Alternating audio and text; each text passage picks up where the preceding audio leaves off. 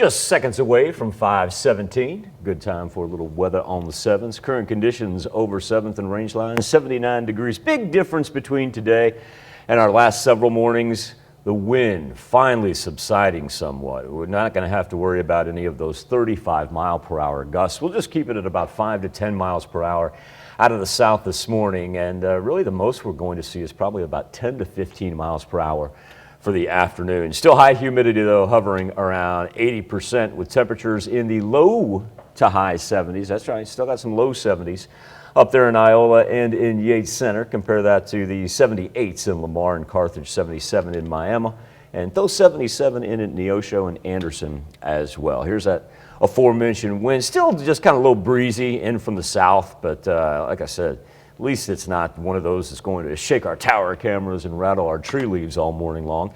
We do have watches and warnings that have reemerged as a result of the Midwest heat wave. Those are going to be heat advisories for just about the 99.9% of the 4 states right there. We'll leave Benton County out of it. You also see that little sliver of green up in Greenwood County on the far left-hand side of your screen, top left.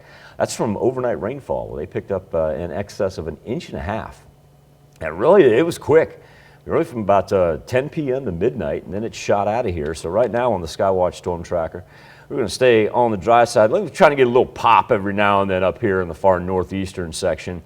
But really it's going to be the formulation of a system that's going to hang over Kansas City, and we'll see if it has any southerly drop to it. So far, it really hasn't indicated that it wants to head toward us. Jet stream, big difference in the jet right now. Everything was coming up this way for the past several days now. We see a big movement as far as the ridge goes, hanging over Big Sky country. That means a massive warm up for them. And then we'll see a whole lot of thunderstorm activity right here along that dividing line between the milder temperatures and the heat. And that's why when we go to the old severe thunderstorm risk map, this is that area that I'm talking about in that low category up, really tracks from just west of KC all the way through St. Louis.